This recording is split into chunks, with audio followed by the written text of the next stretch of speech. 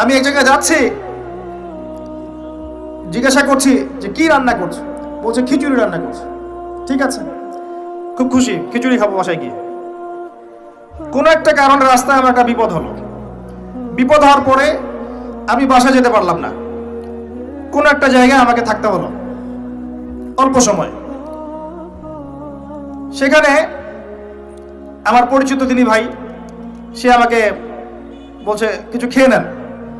ঠিক আছে, কি আছে নিয়ে আসেন। খাবার নিয়ে আসা হলো, দেখলাম খিচুড়ি। কথা কি বুঝতে পারছেন?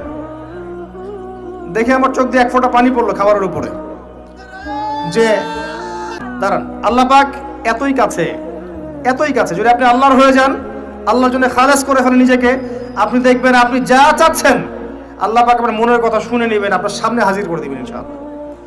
কিচ্ছু ভাববেন না, আল্লাহকে ছাড়া কোনো দিকে ভাবার দরকার নাই।